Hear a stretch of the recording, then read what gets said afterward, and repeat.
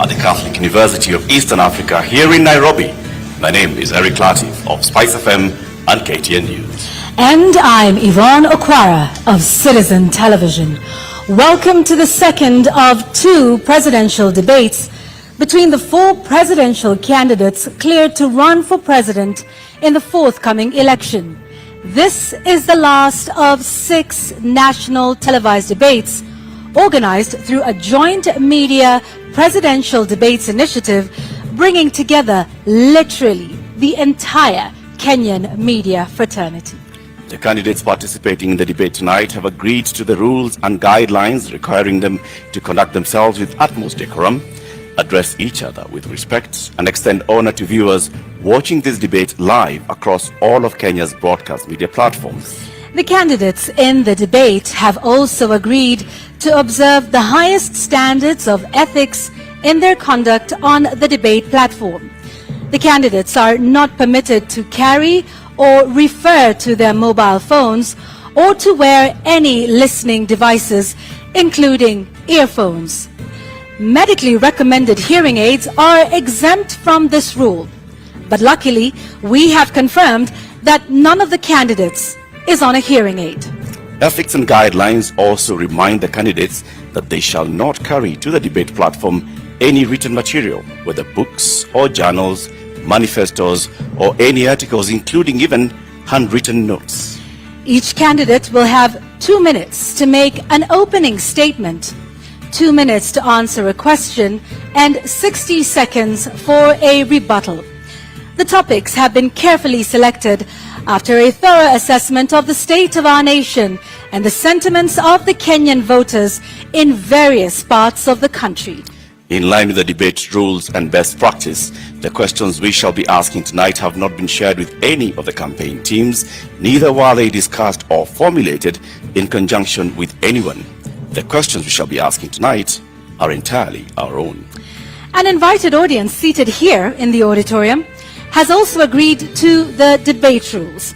They have been fully briefed that cheers, jeers, or any other form of noise is not permitted during the debate. The audience has also agreed to the request and requirement to maintain order and civility right through this debate.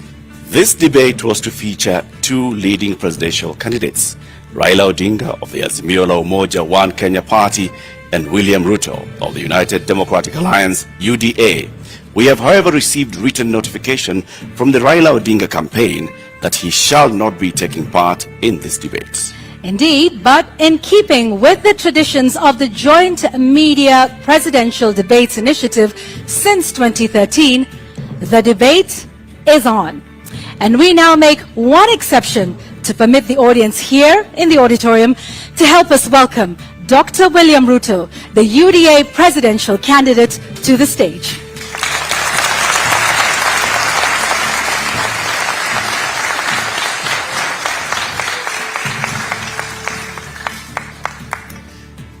Your Excellency Deputy President, Honorable RUTO, thank you very much for honoring Kenyans with this appearance.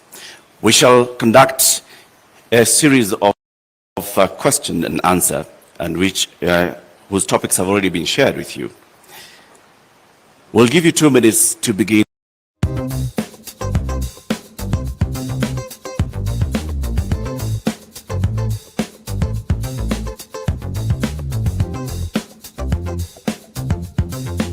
With your opening statement before we go to the main thrust of the questions tonight.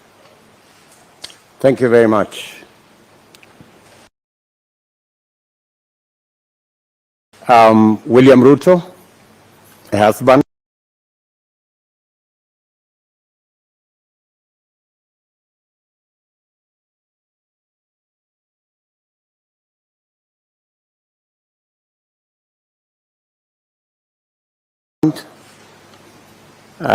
to my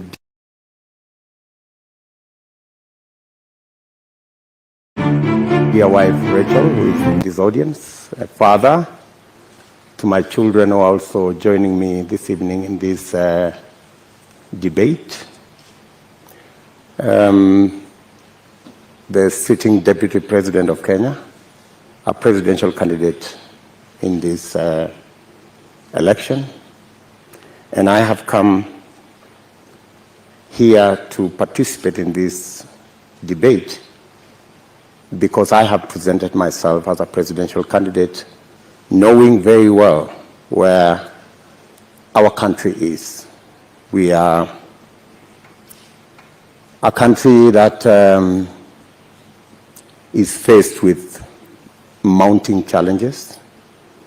We have a huge track record of what we have achieved, but there is tremendous opportunity out there for more to be achieved. I believe that this is a Mama Mboga moment. We have 5 million young people who are not working. We have 15 million Kenyans who today are blacklisted in CRB. We have 10 million citizens who have no access to credit in the micro and small enterprise sector. And I believe I am the candidate with a plan to be able to get Kenya to the next level. Thank you, Honorable Ruto, for your opening statement. Let's get right into the first topic of discussion here tonight, and that is the cost of living, something that many Kenyans are concerned about tonight. At the moment, Honorable Ruto, we currently have 3 subsidies in place on fuel, on unga, on fertilizer, all aimed at dealing with the cost of living. Do you believe that subsidies are the way to go and are the right approach at this moment to deal with this issue? I believe that subsidies can alleviate the problem to an extent, especially when we find ourselves in the situation where we are. My position is that we find ourselves at this port because there are certain things we didn't do right. We had a Big Four plan because we foresaw this situation. We were here in 2017. We decided then that it is proper to formulate a plan that included matters food security. If you look at the 4 pillars of the Big Four plan, one of them was agriculture and food security and nutrition. Unfortunately, that plan fell apart. It was actually sabotaged.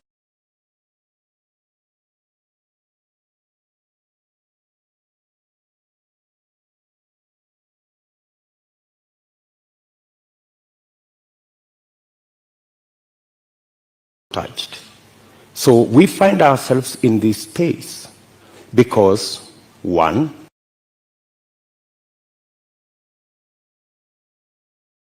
we didn't capitalize our agricultural sector. We actually removed the fertilizer subsidy program that existed, which we just reinstated, I think, 3 months ago. Why did we withdraw it in the first place?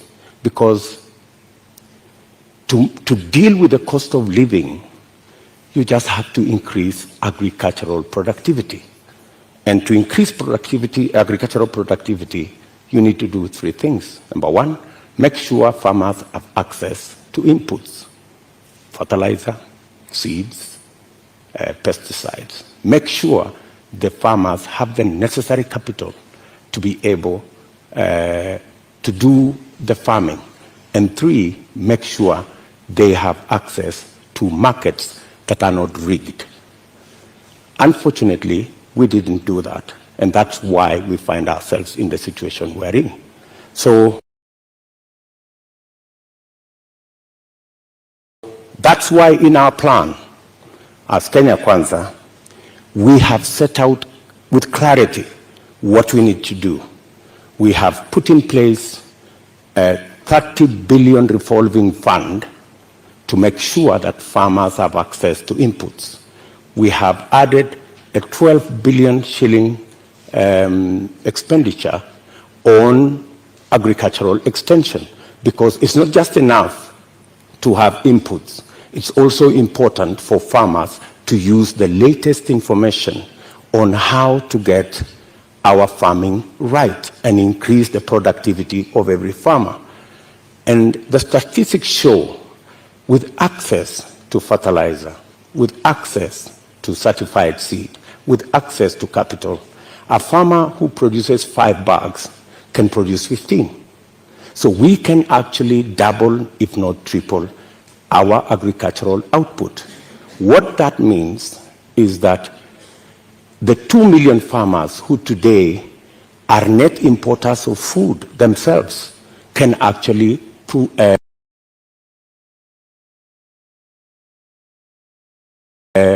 produce surplus. And we can make sure that we have sufficient supply that ensures that the prices are reasonable for everybody. So the real solution to the cost of living, especially on matters food, because we all understand the biggest contributor to the high cost of living is the cost of food. The average expenditure of families is 52% of their income. In fact, poorer families spend between 60 and 65% of their income on food. So dealing with the cost of food significantly deals with the challenge of high cost of living. Honorable Deputy President, if I may just interject, what you say today has also been said by you before. In the first term of your administration, you pledged the same, that you are going to deal with agriculture, you're going to support farmers, and that's when the first fertilizer subsidy was rolled in, before it was embroiled in scandal. And you'd also promised the Galana Kulalu project. When you say today that the food security aspect of the Big Four agenda was sabotaged, what exactly do you mean? What failed in the Big Four agenda with regards to food security? Precisely that. It was sabotaged. By who and how? Because you know as well as I do that we never got to implement that plan. Immediately,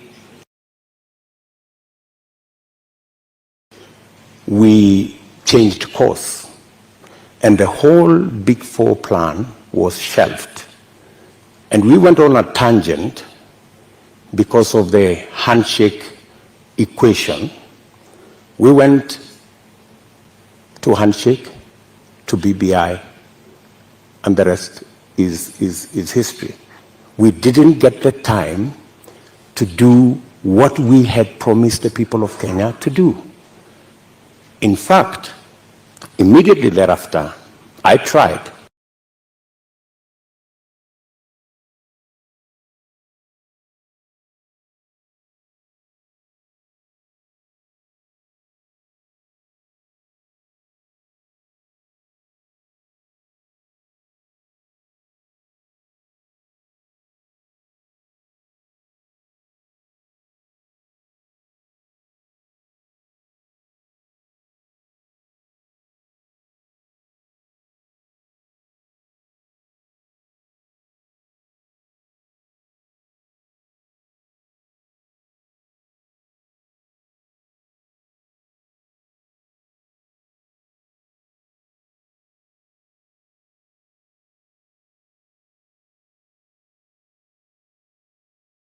RUTO, just to continue to understand Galana Kulalu, because that was a big project that, had it have succeeded, might have solved quite a few of the issues we have with respect to food security.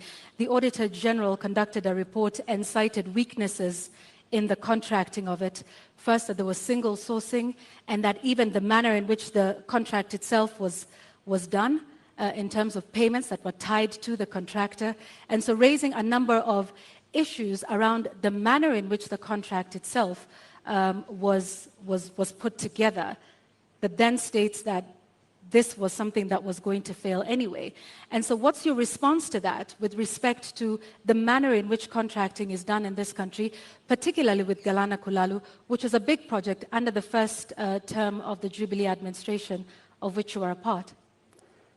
I quite agree that issues were raised around the contract, and that is why the contract actually was shelved with a balance. It didn't go the full hog, because when those issues were identified, it led to the contract being stopped so that those issues could be addressed. But by the time it was getting there, already the trials had been done, the pivots had been set up, the first crop had been harvested, and we already had the template on what actually needed to be done, because the contract, the initial contract, was for the first 10,000 acres. The real contract was for the 1 million acres, which was really the target for food production. But as I have told you, that is not the only project we were looking at for food production.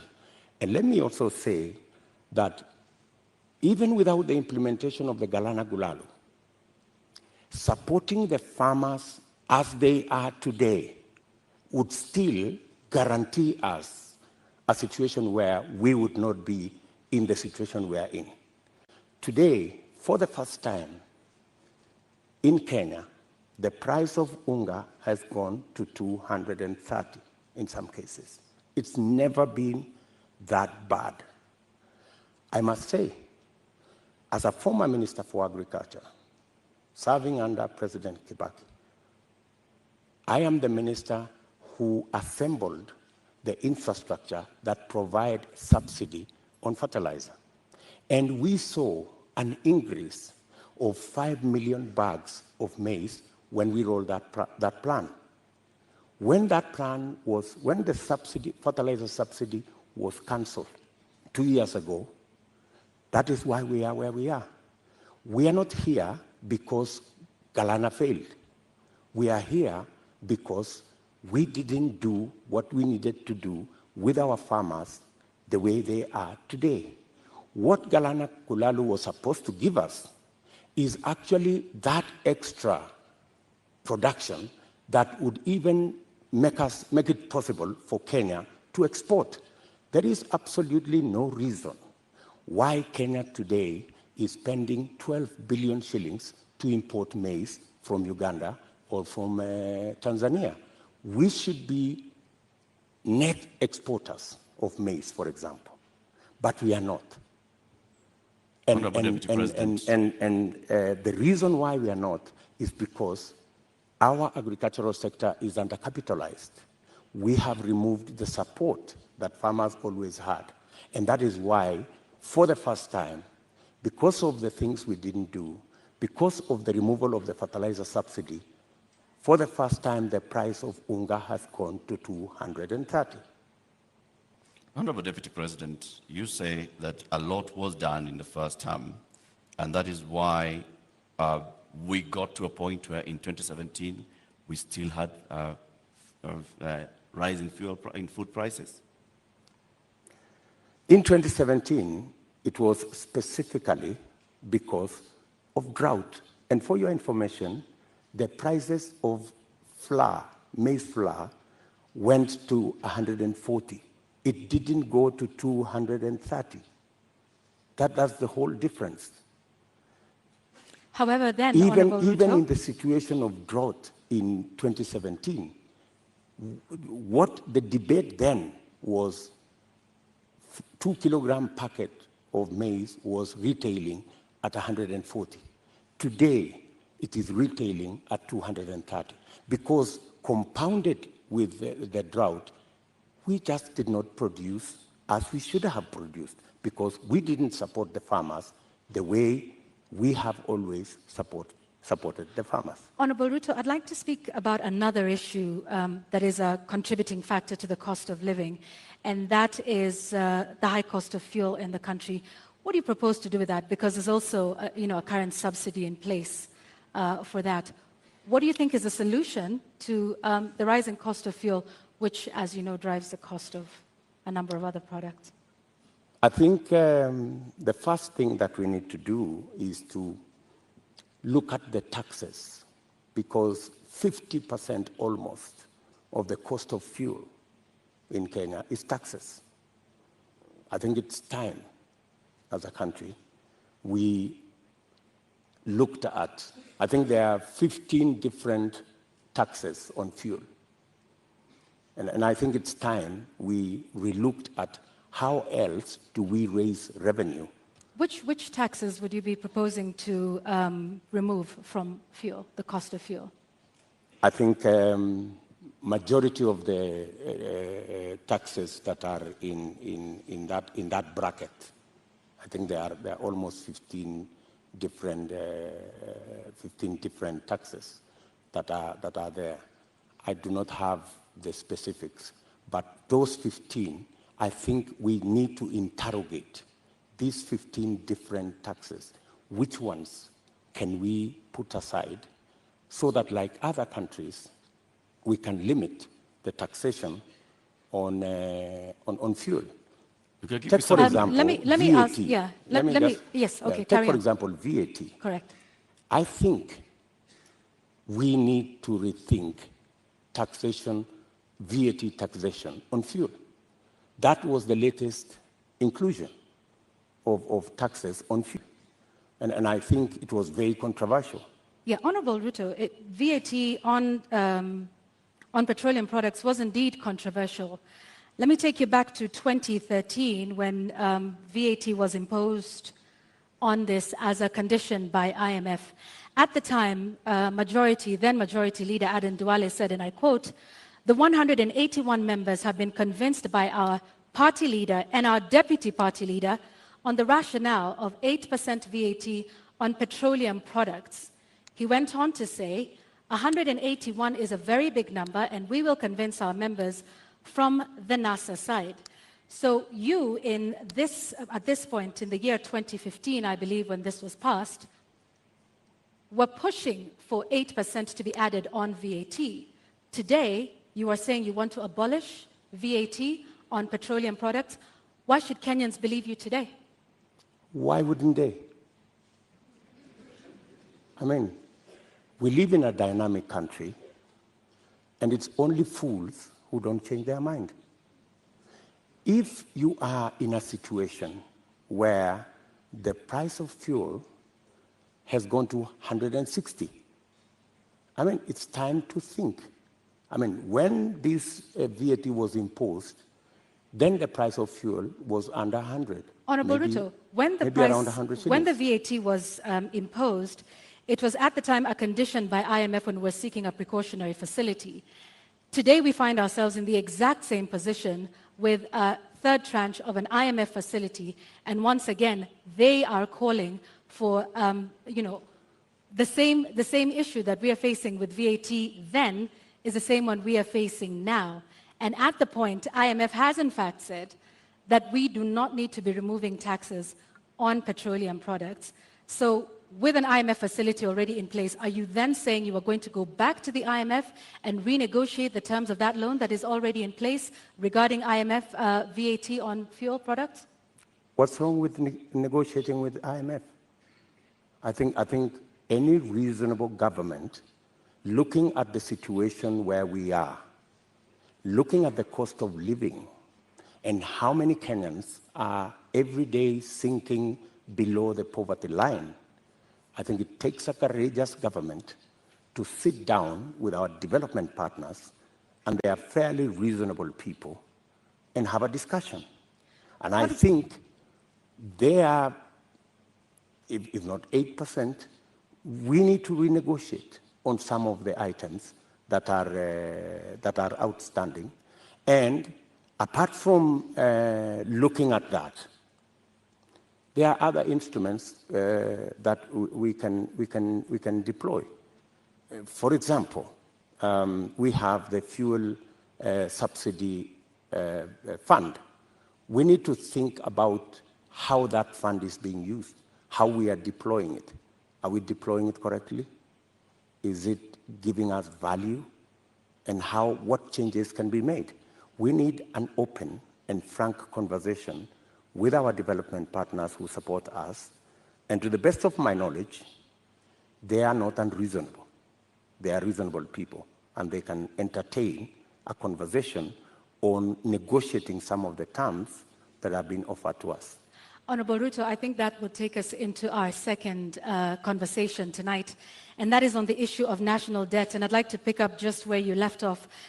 You say our partners, are open to renegotiation. However, on the matter of renegotiating our debt, Honorable Ruto, you just last week in an interview with the international press said you will not be entertaining discussions around renegotiating our debt. In fact, with respect to your competitor, who is not here with us today, when he brought up the issue, you in fact called his statement on that condescending and reckless. Mr. Deputy President, are you tonight changing your position and saying you will renegotiate and seek to restructure our debt? Not at all. I still believe, as I stand here, that it is reckless for anybody to say we cannot pay our debts. I believe that we have what it takes to pay our debts. And mark you, what we were discussing about VAT is very different from negotiating our debts. But it is tied to the IMF facility, which is a loan. It's completely different. How so? What we cannot entertain as a country is a position that we cannot pay. We are in a position that we can't service our debt. We cannot, we need to go out there and renegotiate our debt. I think that would send the wrong signal.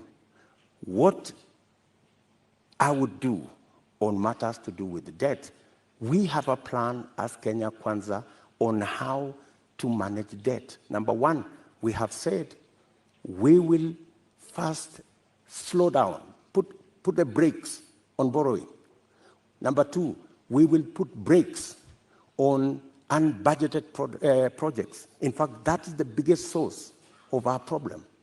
Projects that are not within the budget, so that we cannot keep our fiscal deficit at what we have committed, 5% or 5.9%. Number three, we need to raise our revenues. And I have said openly that we have areas that we believe that we can raise our revenue.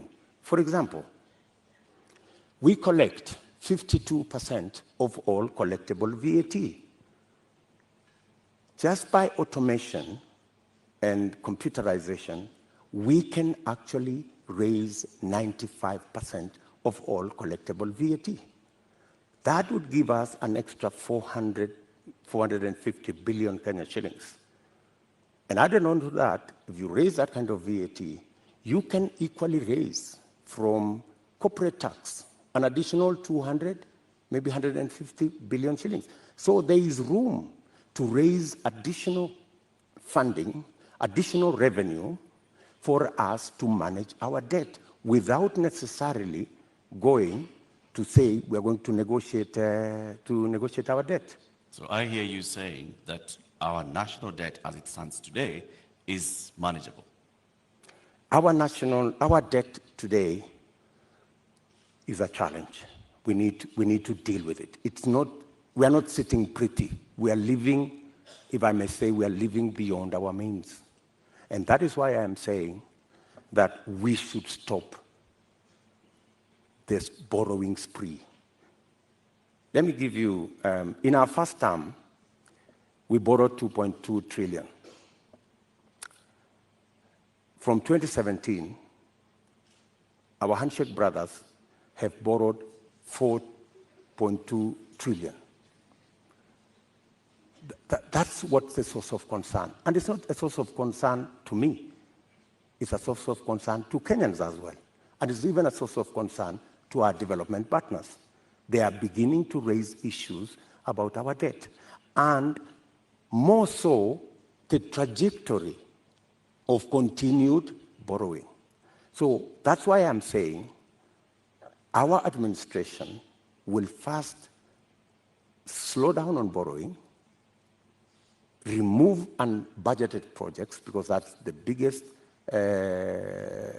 incentive, and then go back to raising our own revenue. Do you and have there figures are that areas you are targeting? When you say remove unbudgeted projects, how much are we talking about? When you say slow down on borrowing, from what amount to what amount are you talking about?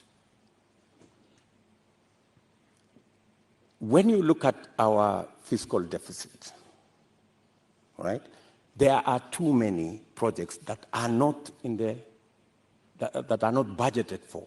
For example, the Uhuru Gardens Museum.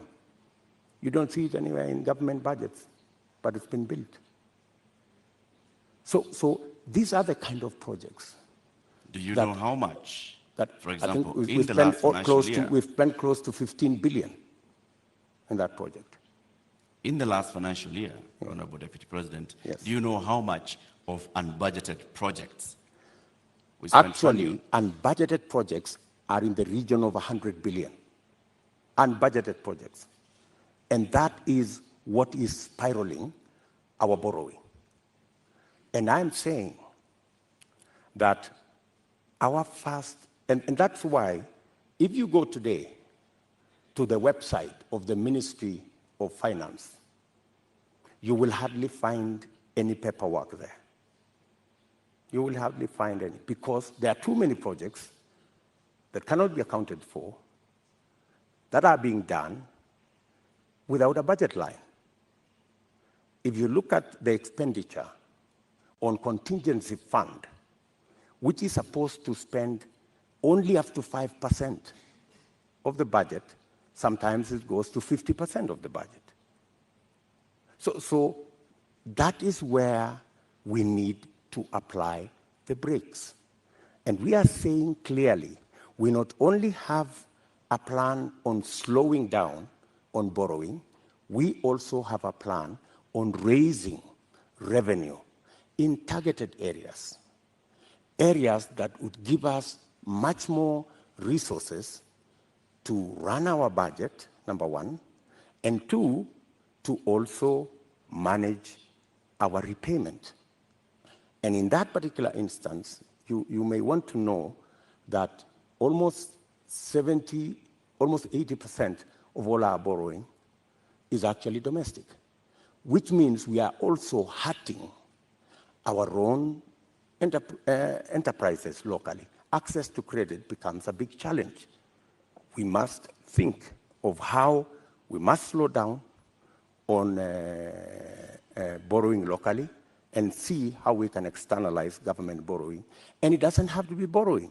Some of the programs, we must get the stock exchange to take up some of the areas of raising revenue. The stock exchange is a wonderful instrument. We saw it when we were selling the shares of Safaricom. Safaricom was looking for 50 billion.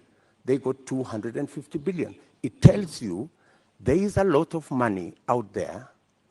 If we used different instruments, how do we use the different instruments of raising capital for long-term investment using the instruments we have, revenue, and using the stock exchange?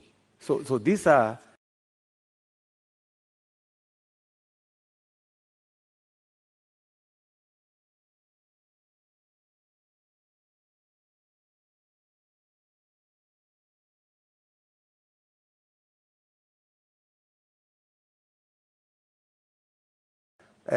avenues that are available for us to be able to take our development forward and minimize on borrowing. Honorable Ruto, while we stay on the issue of national debt for a moment, for decades, the Treasury has refused to make public contracts that have been signed with some of our lenders like the Exim Bank of China or the China Development Bank, you've been part of a government that has refused to make this information public. Why? Those contracts and agreements, in accordance with the Constitution, are public documents. And the public have a right to know and to have access to that information. The fact that that information is not being made public is against the Constitution. So, under but yet, the Kenya Mr. Deputy Kwanza President, administration, you have not. This is something that you could do. You are the Deputy President of this republic. Is this not something you could do or make happen? when you are Deputy President, I'm sorry you've not been one, you would understand to what extent you can do things. And let me give you an example. Many people did not see the mettle of Mwai Kibaki until he was president. When he became president, he made a sterling job of being president. All along, everybody thought he was a lackluster performer. I am undertaking to the people of Kenya that given a chance to be president, things will be different in Kenya. So let me ask this just one more time. You are the sitting deputy president of this. You say this should have happened constitutionally, but it did not. Was this not something that came up in cabinet meetings that at least we've not seen you protest about this particular matter? Because debt transparency and debt, what we owe and who we are paying is something that taxpayers should know. So if you are saying this is something that should have happened but didn't, why would Kenyans believe you when you say that this is something you will do if elected president? Because I have never been president before. This is the first time I am vying to be president. And this is the first time I will occupy the high office of president. This is when the buck will stop with me. Are you saying, Mr. Deputy President, that in the last 9 years, you have sat in cabinet meetings and expressly said that you'd like the contracts details to be released to the public? I will not tell you whatever discussions took place in cabinet because... What we are seeking to understand, Your Excellency, because is what role you played it is not in making sure that the government that you serve is actually adhering to the Constitution and several court orders. Whenever it was available for me to take a position, I have always taken a position. And I have taken many positions. Sometimes that did not look very popular, if you may. And I have taken very firm positions in cabinet. And I have taken very firm positions in the public. And I think people of Kenya know me not as a coward. They know that I take what I believe in, and I take positions. I am saying here that every contract signed by the government of Kenya is a public document, and it should be available to the public. The question of the SGR contract was raised even in the first term of your administration. It has never been made public. Mr. Deputy President, you don't have any record, any public record of you saying that these contracts should be made public. Why? You see, as Deputy President, there is so much that you can do. In fact, my role, my oath of office has 3-4 functions. Number one, I swear allegiance to the people of Kenya and to the Republic, to discharge every responsibility given to me by the Constitution and the law, and number 3, to advise whenever required. That's the language of the Constitution. Whenever required, the President on matters that he requires advice. And number 4 is to serve people equally and fairly. So I have discharged that responsibility to the best of my ability. And I have made my position in regard to the contracts very well known to the right officers. It is not a matter I would have wanted to take it in public for purposes of making sure that government is functional. All right, I have just one last question on this before we move to our next topic of discussion, because you've informed us about, from what I understand, and you can correct me, Honorable RUTO, about the limited sort of powers of the Deputy President. Is that what you're saying in respect to making these contracts public? You said, and I quote, "I can only do so much as a Deputy President." Absolutely. Okay. However, in previous television interviews, you have stated that you and the President remain accountable for everything that has been done for this. So which is it, Mr. Deputy President? Are you responsible for not making these contracts public? Because you in the past have said that you and the President remain accountable and should be asked about everything that happens in this country. Precisely, that's why you're asking me, and I have answered you. I have said clearly that to the extent that my duty as Deputy President is concerned, I have discharged my responsibility. I have given advice to my boss on many issues, including that particular issue. So I have given him my advice, enumerating very well that it is the constitutional position that every contract is made public. I have given that advice to the President as is required of me. So, but you know the buck stops with the boss. Honorable Deputy President, let's now move to the next topic of our conversation this evening, and this will be on the matter of national security. You were recently in Elgeyo-Marakwet County, where you promised the people of Kerio Valley that you do everything in your power to secure them.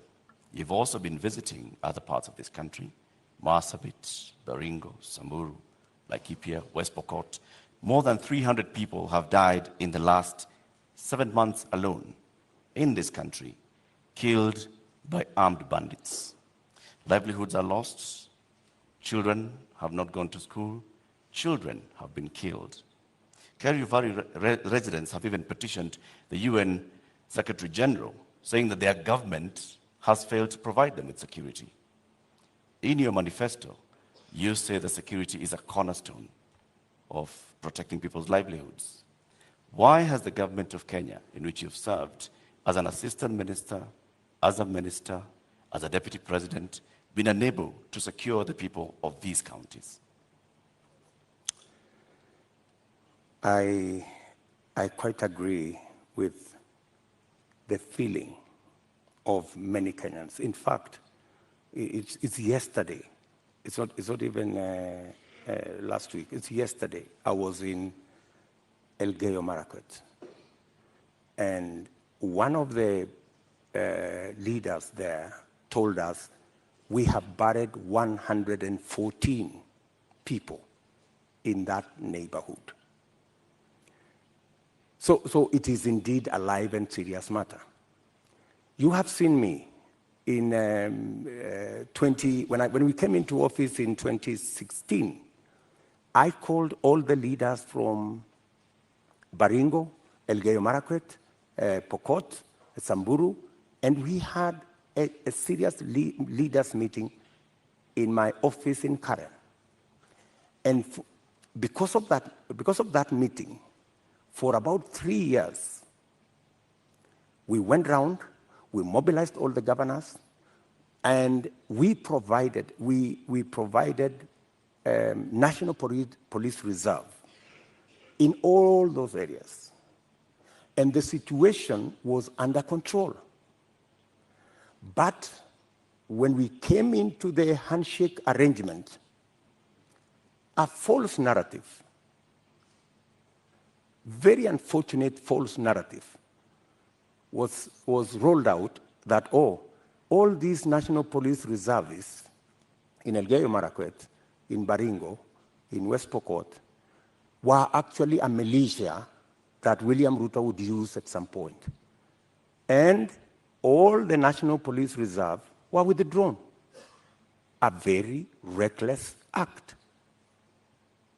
And with the withdrawal of the National Police Reserve, the situation went south. And that is why I was saying yesterday in Elgeyo Marakwet that we will do whatever it takes. And today, there is a program to build security outposts. And I'm saying, whatever it takes, even if it means bringing the military and military installations to support the police in some of these areas. In fact, you just reminded me, yesterday I overflew a huge tract of land where 3 years ago I was standing there and it was all maize. Yesterday, they haven't planted there for the last 3 years because of insecurity. So insecurity is not only causing our children not to be in school, it is causing starvation, it is causing death. Yet, people want to treat it casually. But Honorable Let me Deputy tell you, President, let me just allow in me the last 3 years, Mr. Deputy President, you have not spoken out about the issue in Kerio Valley. You have not said anything about the killings that have been taking place, like they told you, 150 people buried this year. You spoke about it only yesterday. Where have you been in the last 6 months? I have always been there. In fact, if you go and ask those people in those regions, I have always been present. We have buried many of those people with our own money. We've taken many of those people to hospital with our own money. I have deployed my personal resources to deal with that situation because I know it was a political political agenda. You know, the withdrawal of the National Police Reserve was really an unfortunate act. But because it was intended to punish William Ruto, you know, never mind that many people lost their lives, is a real tragedy. But that is the nature of our politics in Kenya. Honorable Ruto, unfortunately. Honorable Ruto, you're saying that was done to punish you? What other explanation would you have? You go withdraw security personnel in the whole of that whole region, you know, you subject people to... How would that punish you, Honorable Ruto? Because I am the one who had led the whole, in fact, I am the one who had taken charge. In fact, I was there every 2 weeks in that region. I was there every 2 weeks. I am the one who mobilized the resources. I am the one who mobilized the security men, the identification of the National Police Service. And so it looked like it was about me. It was never about me. Did you mobilize those resources on a personal basis or as Deputy President? As Deputy President. So why would your government punish the Deputy President? You live in Kenya, my good friends. And I am failing to understand it, sir. And you know... Are you telling the people of Kerio Valley that 150 of them have been buried this year alone just because a government is punishing the Deputy President? Not just that. The Kimwarer and the Aror dams were cancelled intentionally to punish my supporters. That's it. We will come to that, sir. You, as the Deputy President, consume intelligence reports. Tell us, over the last 30 years, what is it that has led to this continuous cycle of violence in Kerio Valley, in Baringo, in Samburu, in West Pokot, even going as far as Marsabit County. What causes this, and what will you do, knowing the intelligence that you have? The biggest contributor to the situation we have in those regions is competition for resources, competition for water, competition for pasture, general matters of education, and precisely the reason why we had a plan on Radat Dam to provide the water for the whole of that belt. Aror, Kimwarer, Lowat. These are dams that my thinking was, if we provide water in these areas, we can sufficiently roll out irrigation. For your information, that whole Kerio belt where people are fighting, it is a granary. We have the best mangoes from that region. We have very good soya that can be grown in that region. The only impediment is water, access to water. And there are enough rivers to be tapped. My solution to the whole of that region is twofold. Let us provide water for livestock. Let us provide water for irrigation. And let us get schools developed, as well as making sure that we provide road infrastructure. That's why we rolled out the road from Parbelo, cutting across that region, to come out on the other side in a place called Marich Pass, through Tot, through Chesongoch, and now there was also the road that was supposed to connect Kapedo from the other side of Turkana, coming to Nakuru.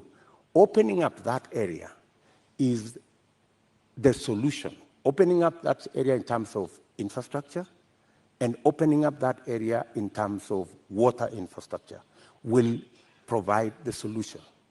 Unfortunately, there are people who don't see it that way.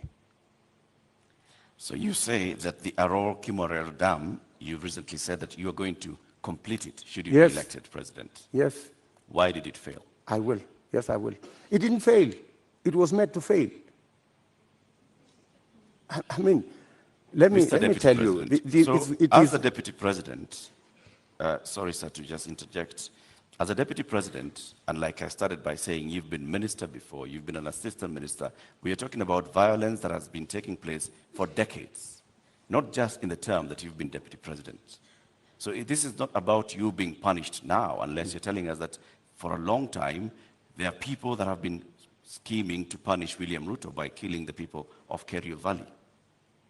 That's not what I'm saying. I am saying we had a solution. We had close to 5,000 National Police Reserve. In fact, we'd even moved a step forward to provide armored vehicles to make sure that we can follow whoever these criminals are, right? We had a plan. Unfortunately, that plan was frustrated. And you know, the plan was, let's provide a National Police Reserve. Then, let us construct the roads. Then, let's provide water infrastructure. And then, let's provide school infrastructure. That way, you ease out people from that situation where they are today to a new environment where they appreciate education, they have food to eat, their animals have water and pasture, and then you can develop that region. In fact, in my mind, that's where the future of Kenya is, because we have huge tracts of land in that region. And the fact that people have been fighting in that region forever doesn't mean that they should continue fighting. We should find a solution. Honorable Ruto, let's go back to the issue of water, and you've mentioned the Kimwarer and Aror dams. And you say that as well was cancelled to punish you? That was cancelled for political reasons. For political reasons. Well, some of the allegations that have been made by the DPP in court is that payments were made contrary to the law, they were not processed through the consolidated fund, that in fact, this was all done to ensure that there were kickbacks, that the government made advance payments, including 11 billion shillings in excess of unnecessary debt to, this is what they're saying, which prosecutors say were to go to, friends and co-conspirators of this scheme. If this is what you allege, are you alleging tonight, Honorable Ruto, that there is a big conspiracy between the DPP, between the courts, and also politically with respect to the Aror and Kimwarer dams that are now in court? For your information, Aror and Kimwarer was signed at the same time with other government projects, signed by the same companies, funded by the same financiers, and they were signed not with me, witnessed by the President of Kenya. So these are not projects that were cooked at night or in some dark corner, right? How come that the only projects that did not go through is Aror and Kimwarer? All the others went through. That's number one. Number two, today, the government of Kenya is in court because the contractor, with all those allegations that have been made, the contractor has gone to court to demand payment of another 12 billion shillings. I mean, that should concern everybody. There are also suspects in court, Honorable Ruto. Pardon? There are also local suspects in court over the matter. Forget about the court matter here. The contractors are in court in London, and the government of Kenya is already replying to the case in court. And they cannot afford to make it public because it's embarrassing. Why did the contractor not continue with the project? Because he was denied the land where to set up the dam. And that was an undertaking by the government of Kenya, that we're giving you a contract, we're going to give you land, we're going to give you this infrastructure for you to carry out, for you to build the dam.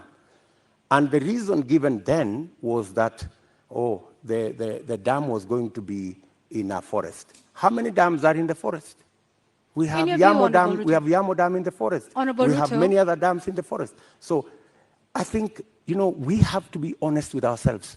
And that's why I am looking forward to the day somebody will step forward and actually tell the country, how will the government of Kenya lose 20 billion shillings that was supposed to build Aror and Kimwarer, and yet there is nothing on the ground? What was this? What was this sinister motive? Do you believe money was lost? I don't believe any money was lost. And even if money was lost, people should be taken to court. But you said around 2019 that it was 7 billion shillings that was lost. No, and not I the didn't say that. 21 that was being that. alleged by the DPP. I didn't say that. Check my statement. I am very clear about what I said. I said 7 billion shillings was paid. Right? That's what I said. And for your information, I said that 7 billion shillings that was paid was actually insured. The reason we should be asking is, why hasn't the person, the company who insured that money, why haven't they been asked to pay? Because the company that insured that 7 billion is a well-connected company. That's why the demand letter has not been put to them. So what you're alleging... And you see, Kenyans will one day really marvel at what really happened in this Kimwarer and Aror Dam. Honorable You will Ruto, be shocked. Tell us what really happened, because what it sounds like is you're alleging the investigating authorities, the DPP, the courts. There are suspects in court at the time, including former Cabinet Secretary Rotich, who I believe was charged afresh a couple of months ago over this issue. If this is all politically instigated, are you then saying that all of these authorities, different arms of government, are conspiring against you, from investigators to the DPP to the courts, to punish you, Honorable Ruto? What let me ask you, that matter has now been in court for 4 years. It has not moved an inch. It's been dancing. You know, this person, today you're being charged, tomorrow, no, remove this person, the next day, remove this person, the next day, change the charges, because somebody is actually waiting for another government to come and carry the shit, unfortunately. And that's what is going to happen. That's why that case has never moved an inch. Mention after story after story. I mean, surely, how can we lose 7 billion, another 12 billion that is going to be incurred by this government? And it's an act of political convenience. You just said we didn't lose 7 billion. No, I'm just saying, eventually we will. I mean, if it is not sorted out. And that's why I'm saying, when I come into office, I will make sure that the money is not lost. And I will make sure that the impediment imposed on this project, we will provide the land. The contractor will build the dam, and we will move ahead. To conclude the matter of national security, I think we'll also touch on constitution implementation here. Over the last 9 years, Deputy President, you have been chairing the Intergovernmental Budget and Economic Council. The Constitution establishes, under Article 204, the Equalization Fund, which was meant to fast-track development in some of these marginalized areas, the ones we've been talking about, and many others, to help them with water, roads, health, education projects. Why has this fund never been operationalized? Two things. My chairmanship of the Intergovernmental Budget and Economic Council extends to a limit. The issue you have raised about equalization fund is actually in the ambit of the summit, which is chaired by somebody else, right? As chairman of the Intergovernmental Economic and Budget Council, in fact, governors listening to me today, they know that we did a perfect job, especially when it came to transfer of functions, a function that was supposed to take 3 years. We made sure that we worked day and night because we wanted to get devolution rooted and moving. We completed that exercise in a record 1 year instead of 3 years. We have since worked with county governments, and many of the governors will tell you that I have provided leadership as chair of the council on every matter, whether it was grants, whether it was matters to do with conditional grants, whether it was making sure that there is a balance between what goes to national government and what goes to county governments. The whole of that trajectory, whether the issues to do with settling matters with the former local government authorities, assets, liabilities, I have been working on that with many governors, and we have made tremendous progress, including the final one that we concluded the other day, where counties now, as entities, can borrow money. As entities, like Kipia County is the first that is going to have the leverage to borrow money. So I have a track record on what I have done. Thank you, Mr. Chairman of IBEC. Now let me ask the question to the Deputy President. Why has the Equalization Fund never been operationalized 12 years after the promulgation of the Constitution? The Equalization Fund, window. As Deputy President I can answer, the Equalization Fund, halfway through, there was a big argument between who will implement this Equalization Fund, because it was under the national government. The counties argued that because there are 14 listed counties to benefit from this fund, why don't we give this money to the counties? Then there was a problem of trying to get the regulations on how this fund would work out. And it dragged on the contestation as to, and some projects were implemented, some water projects were implemented, some road projects were implemented. But the argument continues to be who should. At some point, the law was actually changed to include counties beyond the 14. And that became another big argument. And I accept that we should have done better on the equalization fund. And that is why I have made a commitment in our manifesto that that equalization fund, whatever the balance of the time that is left, we will make sure that we devolve it to counties. In my belief, the counties are better placed to run that fund than the national government. Thank you, Honorable Ruto. I'd like us to move to the next topic of discussion here tonight, and that is constitution and governance. 13 years since the adoption of the Constitution of Kenya 2010, citizens continue to complain about non-effective implementation and a weak culture of constitutionalism. Honorable Ruto, which part of the Constitution of Kenya do you think has not been implemented with fidelity, and why? I think we should sort out the two-third gender rule. I think we owe it to the people of Kenya, and especially to the women of Kenya, that this part of the Constitution is implemented.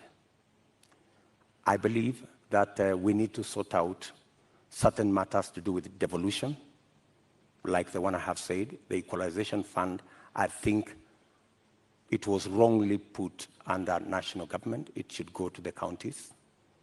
I also believe that there are functions that should not have been made contingent or shared functions between the national government and the county government.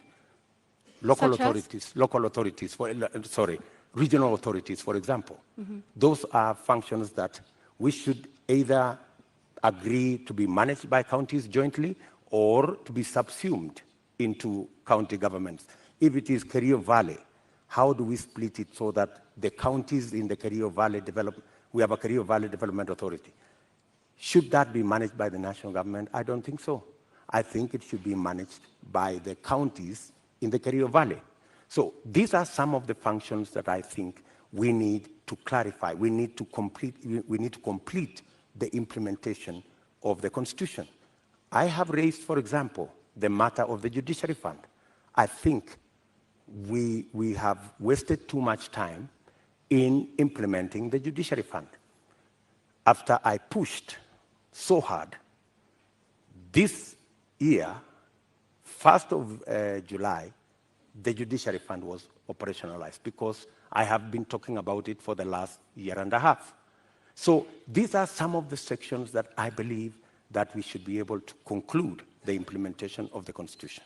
Let's go back to the two-thirds gender principle. In your view, why did we fail in terms of getting this since 2010? I think, speaking for myself, I have made a commitment, and I know it's doable, to make sure the two-thirds gender rule is realized. There are different proposals. There are proposals that require constitutional change. There are some that do not require constitutional change.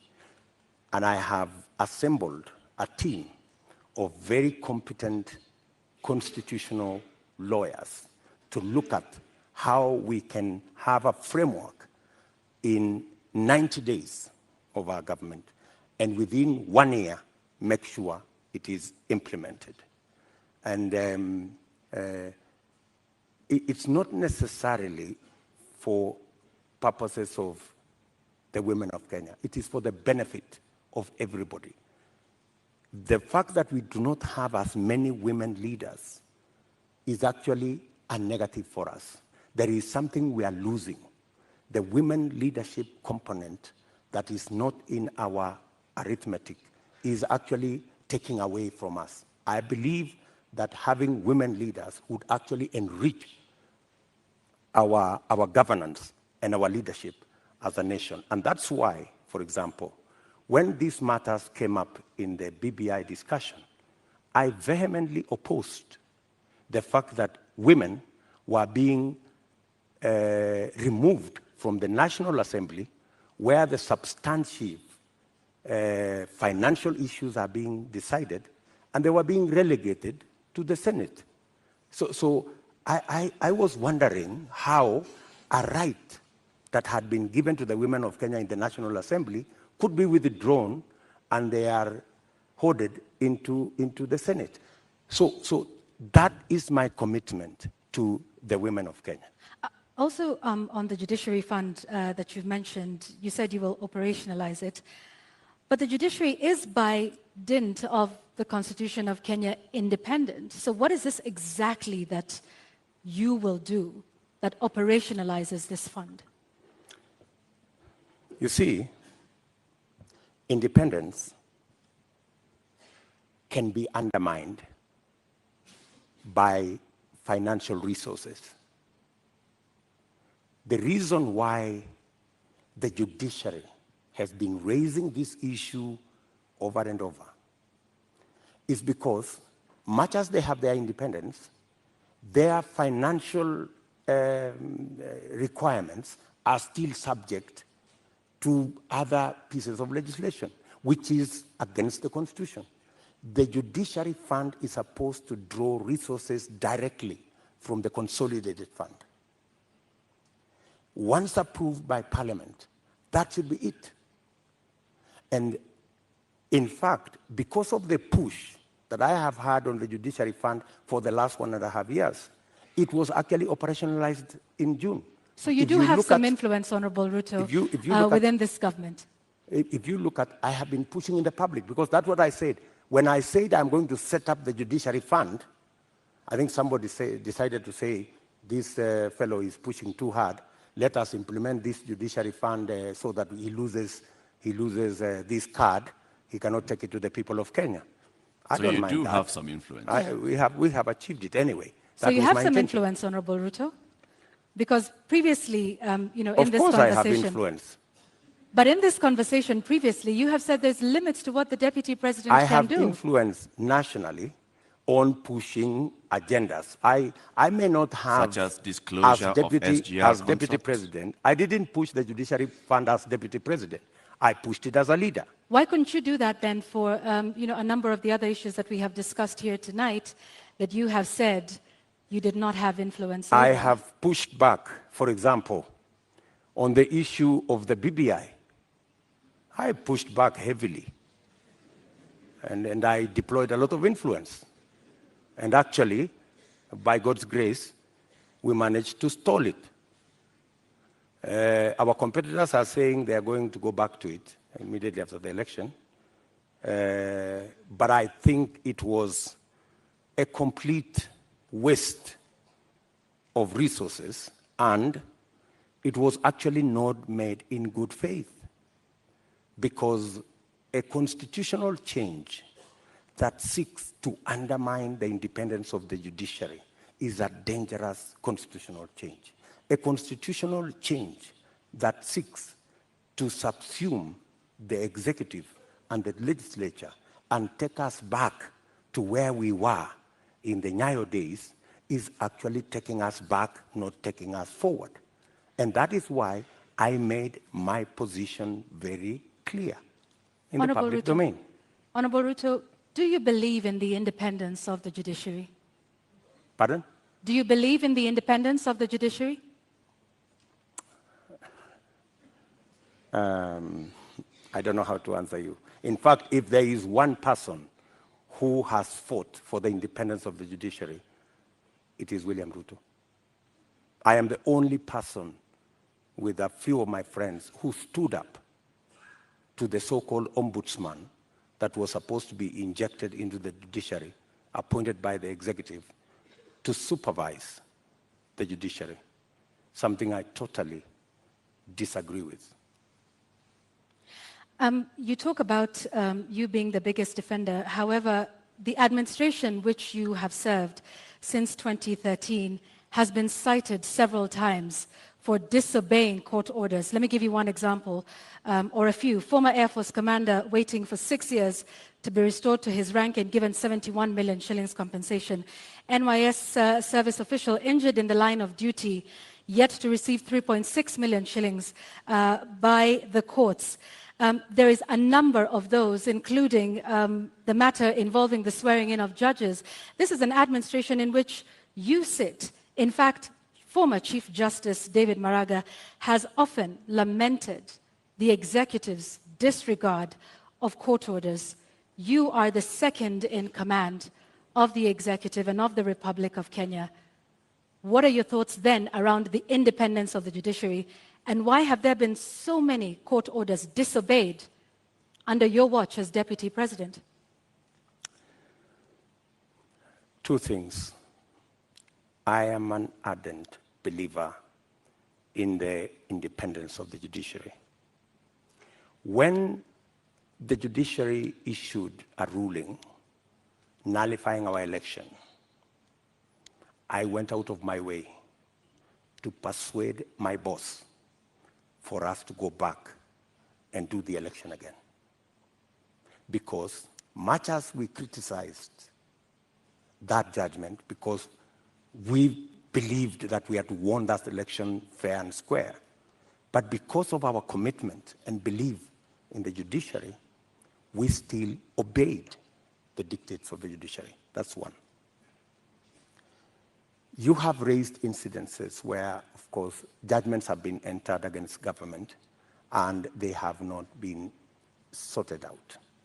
And I quite agree. And in fact, that was one area we identified even as we developed our manifesto. If you look at our manifesto, we have squarely identified that as an issue, that we cannot continue this situation where government leads in disobeying orders. Honorable Ruto, yes, that's indeed a good matter for me to interject. Just hang on one second, Honorable Ruto. Yet you have sat in that administration which has defied court orders. We haven't heard you raise issue on that. And in fact, now that you brought up the 2017 Supreme Court petition, you were rather unhappy with the Supreme Court judges. You called them those 6 people. You called them wakora. Does that demonstrate respect for the judiciary? In fact, I had occasion to have a one-on-one with Maraga. And I told Maraga an incident when I first came into Parliament. I met Paul Muite, a seasoned lawyer and a legislator, and he told me this, which has really stuck in my mind. He told me, young man, when I first became a member of Parliament in 1997, 98 actually. So he told me, when you support a government, it also includes criticizing that government when it goes wrong. So part of supporting a system is pointing out when you think they are not doing the right thing. Criticizing them is one thing, Honorable Ruto, but calling them wakora, which means conmen? Do you believe that the Supreme Court judges of 2017 were conmen and women? I would want to understand in what context that wakora thing you have mentioned, because I have, if there is any respect for the judiciary, is to comply with the decision of the court. Did we comply with the decision of the court? Yes. We went back to the election. But you haven't in many of the other court orders that we have cited here tonight. We went back to the election. And the admission that the fact that there are so many outstanding issues and the fact that I have singled them out and they are part of what I intend to sort out is actually halfway the solution. I don't think if you look at the manifesto of our competitors, they have recognized that as an issue. I have recognized that as an issue because I believe in the independence of the judiciary. I believe government should lead from the front in obeying court orders.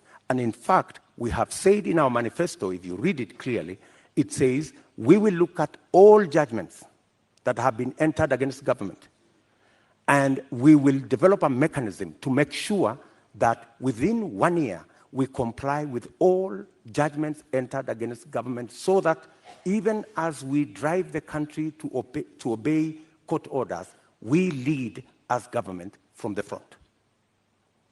Let's talk about something else, Mr. Deputy President, and this is with regards to leadership and integrity. Your opponent, who did not turn up tonight, said he could not come to this debate because he did not want to face a man who has no regard for ethics, public morals, or shame. How do you respond to that? Do you sincerely believe that that is the reason why he's not here? I don't think so. I don't think so. My competitor is not here because he doesn't have a plan. He doesn't have an agenda. He cannot articulate anything to the people of Kenya. That's why he's not here. Secondly, my competitor is not here because he doesn't want to answer difficult questions. You know, he's been part of this administration, the handshake administration, for the last 5 years. KEMS happened, and many other things happened. In fact, my competitor could not come here because he's not the real candidate. He's a project. At this moment, Honorable RUTO, just one moment. Just to remind our members of the audience that they agreed to abide by the rules of the debate, and that involves no cheers, no jeers, no noise. Honorable RUTO, I'm sorry I interrupted you. Please carry on. Sorry. So, I mean, that's the reason. So these are just scapegoats. You know, he's dodging difficult questions. He doesn't want to answer. His allies, the handshake allies, Mr. Deputy President, great there are length. expectations that are laid out in the Constitution and in law with regards to the character and the values that a leader should have. Do you think when you go out in public campaigns and you use terms to describe your fellow leaders, that demonstrates you as somebody with great values, fit for leadership? I have tremendous respect for all Kenyans and all Kenyan leaders. I have not in any way undermined the public standing of any leader or any person or any Kenyan for that matter. I have not called anybody washenzi. I have not called anybody takataka. I'm just a... Kitendawili? Huh? Kitendawili? I mean, is kitendawili an insult? Uganga? Huh? I think we have all come to understand what kitendawili means. Mr. Deputy President, there's public perception that associates you with a rather good appetite for acquisition of property, particularly land. And this has been mentioned many times. Questionable acquisition of land, this has been said publicly, Taita Taveta, in Transmara, the former Vice President's house, the late Joseph Murumbi, and others. In fact, there was a conviction in court with regards to 100 acres of land that you were ordered to surrender back to its rightful owner and also pay some reparations. Does this public perception affect you? For your information, that's why I am proposing in our manifesto to deal firmly and squarely, institutionally, with a fight against corruption. Because allegations are made, left, right, and center. Any piece of land that I have is legally acquired. In fact, I think we need to discuss the Muteshi land. You've talked about the 100 acres. I was a victim of fraudulent sellers of that land. What the court ordered me to do was to pay for the 3 years I had occupied the land. And they calculated and said the income from this land would be approximately 5 million shillings for 3 years. And that's what I paid. The people who sold the land to me were taken to court for fraudulently selling the piece of land to me. Those people are in court. The Mr. Deputy President, Taveta, my question was, all these allegations. Taveta land issue. There was that, there's a Taveta, there's Taveta Western land Hotel, issue there's Transmara. As a person, Yes. as a person, what does this make you feel when you hear that there's all this public perception about you and irregular acquisition of land? You see, acquisition of property is a legitimate endeavor. How you acquire it, if it is legitimate, you've paid value for it, and I want to tell you, I have paid value for any property that I have. Maybe the whole story has, like everything else that has been said, and all manner of allegations have been raised about many people, you know. My competitor, Dominion land has been mentioned about him, Molasses land, so many other pieces of land. Does that make you guilty? Not at all. I think the presumption of innocence and the fact that I can stand up to scrutiny. And for your information, I am probably the politician in Kenya that has been audited, left, right, upside down, inside out, on any matter, you know?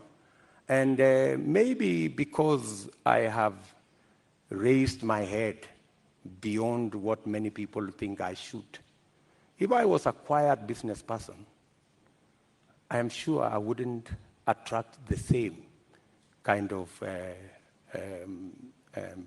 labeling that I've been subjected to.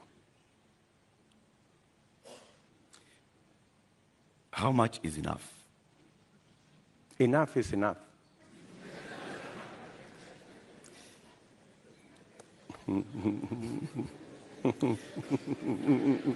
Mr. Deputy President.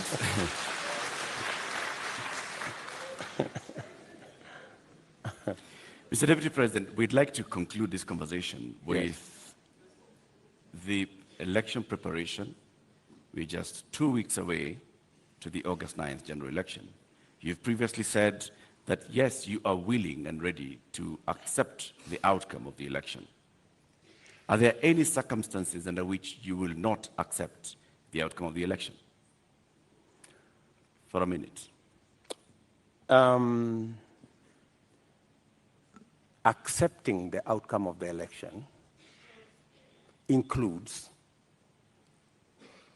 going to court if you have an issue with the results. That's accepting the outcome of the election. Okay, you say my competitor has won, I have a doubt, and I will go to court.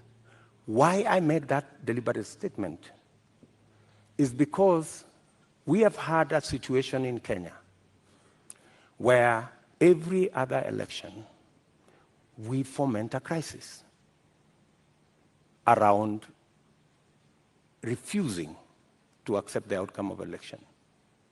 And it has cost us lives, property, and many other things. And I needed to be on record, and which I am, that I will accept the outcome of this election. I know that the people of Kenya will make a choice. If it is me, I will prepare to govern the country on day one. If it is not me, I will accept that my competitor has won. If I have any issue, I will go to court and accept the outcome of the court. Honorable RUTO, we've come to the end of this conversation tonight. We would like to give you 2 minutes to give us your closing statement tonight. I think it is very important for us to look at this election against what is the competition. Our competitors have run away from this debate in total contempt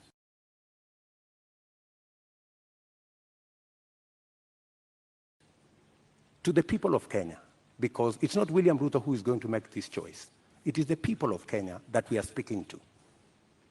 They have very little regard for the people of Kenya. They think the deep state is going to make the decision. They think that the system is going to make the decision. I want to tell the people of Kenya tonight that they are the ones who will make the decision on the 9th of August. Their vote is what will make the next government happen. And I want to encourage them to disregard the propaganda, the mobilization of chiefs and all these people and the provincial administration and the whole of this contempt and madharau, and tell them, tarehe 9 mwezi wa 8 wa Kenya, ninyi ndio mtaamua serikali ambayo inakuja. Na mimi nawaambia serikali ya Kenya Kwanza itapunguza gharama ya maisha. Tutahakikisha kwamba watoto wetu milioni 5 wako na ajira. Tutahakikisha kwamba kila mmoja wetu anaweza kwenda hospitali na kuwe na bima ya afya, na tunaweza pia tutahakikisha kwamba kuna maji na watoto wetu wanasoma. Tuko na mpango. Tarehe 9 mwezi wa 8 waamuke, wapige kura, watengeneze serikali, tuende mbele pamoja. Shukran sana, Mr. Deputy President. Honorable Dr. William Ruto, thank you for making the time for us tonight. Thank you very much. That's right.